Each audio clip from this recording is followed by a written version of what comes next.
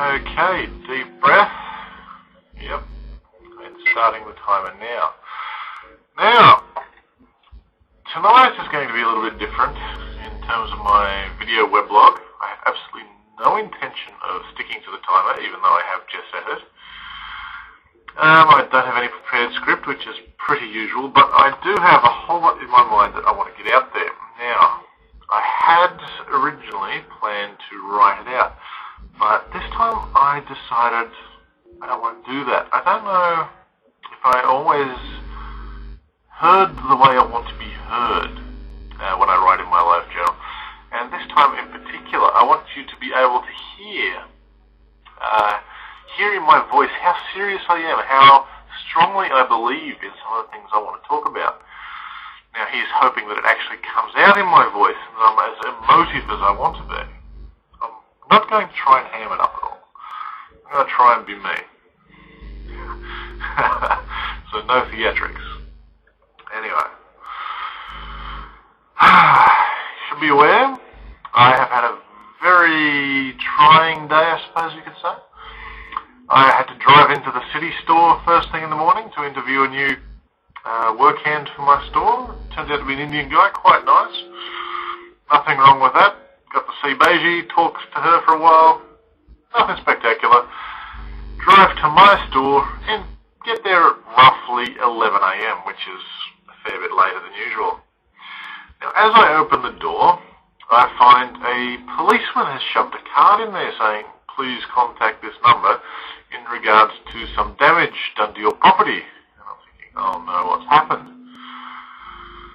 Well, called the police, got the story. Turns out what had happened is, late last night, half an hour after I left, a garbage truck had incorrectly stowed its lifting forks. So they were pointed straight up as it was driving along rather than safely stowed along the sides. And it had tried to pass the power lines that run across the road from my store. As you can immediately imagine, it didn't end very well at all. To my amazement, the power lines are a whole lot tougher than I would have expected power lines to be. And rather than get sliced in half by this garbage truck's forks, instead they ripped a massive chunk out of the wall of my building where they were connected. So, at our store at the minute we don't have electricity, which is probably wouldn't be a disaster apart from the fact the FPOS machines need electricity. So we can't take anybody's money from them unless they pay cash. And then, of course, there's the small problem of the underground workshop. And by underground, I mean it's the basement level of the building, a little bit below ground level. Very little light, and without electricity, you can imagine none of the power tools work. So I'm not having a whole lot of fun repairing furniture, let me tell you. But that's one of life's things. I actually found it quite an enjoyable day, because I got to learn, I suppose you could say, some of the new responsibilities I have as manager. It's like it became apparent to me, it's like, okay, we've had one of our walls severely damaged, we've got no power to the building. Do I leave it up to the landlord to make calls and organise repairs? Do I leave it to the insurance company? What do I do? And eventually I mumbled my way through the day. I've decided I'm going to basically do everything myself. That's all you can do. So I've got some bricklayers coming in tomorrow, looking at repairing the wall. I've got electrician coming in, looking at repairing the wiring. And if we're really lucky, in about a week, we'll be able to get power back into the store. Yeah. The biggest consolation of the whole thing is that our next door neighbours, the shop next door, they have their own wires coming into their shop. For whatever reason, theirs were higher than ours. The garbage truck forks didn't slice it. And they've let me have an extension cord so that at least I can use my FPOS machine and continue to do business even if we can't light the showroom or underground or the power tools. But, they've saved it from being a disaster, and I do appreciate that. and I'm probably going to get them a slab of beer once this is all over.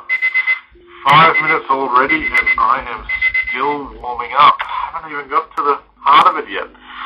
I hope you are in... Oh, hang on. YouTube only allows 10-minute videos, doesn't it? I'd better get a move on, or break it up.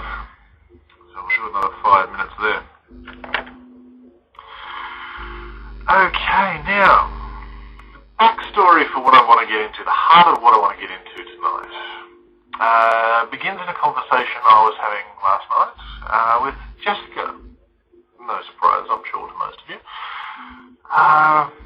She was, as one of my recent entries says, showing me new music, as she does. And in this case, it happened to be John Cash. It's the one that's sticking in my mind at the minute. Don't get upset, Jess, I remember the rest. But it's the John Cash one that I want to, that's, triggering the thoughts I want to go into at the minute.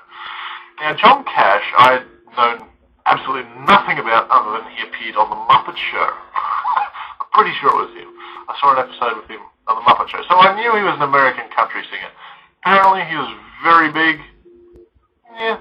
After watching his YouTube videos, I believe it. He carries himself like a very successful, popular, experienced. He's good at what he does anyway. No doubt about that. And Jess was showing the song Walk the Line, I think it was. I'm having a bit of a mental block, but anyway. Oh no, there was a song. There's a song with lyrics about like John and June, and I had no idea who that was, so it didn't mean anything to me. And Jess went on to explain that it was John Cash and June Cash, and how they'd been married for, I think it was 35 years we'd worked out. And then June died, and 4 months later, John died, presumably because of a broken heart. And Jess made it was probably a throwaway comment that you don't get love like that anymore. I don't think she meant anything particularly huge by it. It's probably just a throwaway line like, they don't build them like they used to.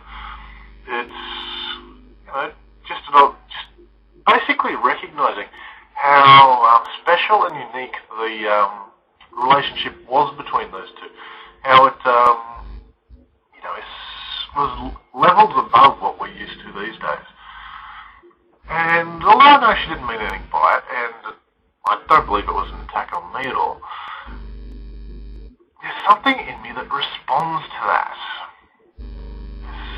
They don't make love like that anymore. And I'm here tonight to tell you that they do. They do. And I've got absolutely no proof of this. I remember from my time at Hillsong Church in particular, I got to see or hear from a lot of happily married couples that have been together for mind-blowing amounts of time. 60 years. It's crazy. I don't still know any of them. I can't quote them. Couldn't tell you if they're still alive. But that's not the point. What I'm getting to, I suppose, is that in my heart, in here, I know, it's not just I believe, but I know there is still the stuff of utterly mind-blowing love stories, love tales. It's Johnny and John and June.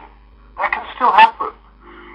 I mean, it's never going to happen the same way twice, but even now, in this day and age, people, if they really want it, if they really put in for it, if they believe it, if they go for it, that is possible.